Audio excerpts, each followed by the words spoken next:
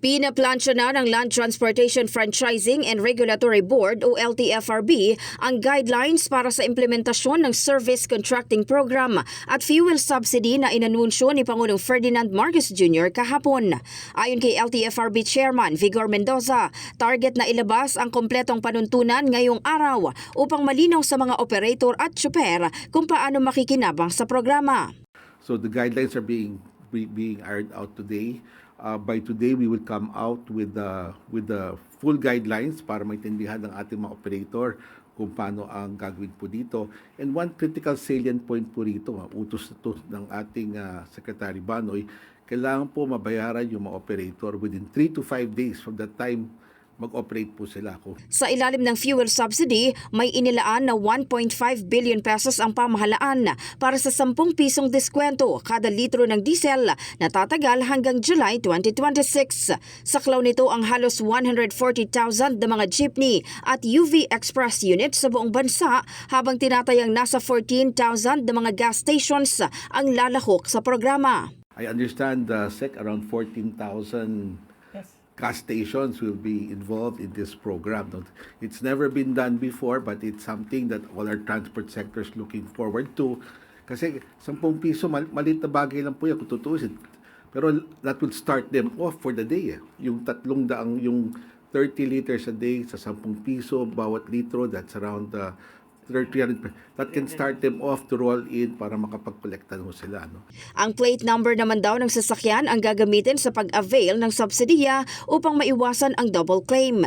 Nilinaw naman na sa unang yugto, tanging mga diesel-powered jeepney at UV Express pa lamang ang sakop at hindi pa kasama ang TNVS. And that will be a weekly allotment. Yes. Every week siya. And then, ang basis po niyan is hindi po yung driver, kundi kung anong plate number na meron ka. Para may konting safeguards tayo. And then, lahat po na gas stations, magkakaroon po ng system, digital na lahat, para po ma-confirm nila kung eto po ba, meron pa siyang, may natitira pa ba, or kung naubos niya na. So, meron pong system tayo para ma-check po na lahat po walang abuso din on the part of the jeepneys and on the part of the gas stations. And also, na kino-comply din ng LTFRB ang payment niya. So, nakatakda namang ipatupad ang Service Contracting Program sa April 15 na sasaklaw naman sa mahigit 800 ruta sa buong bansa.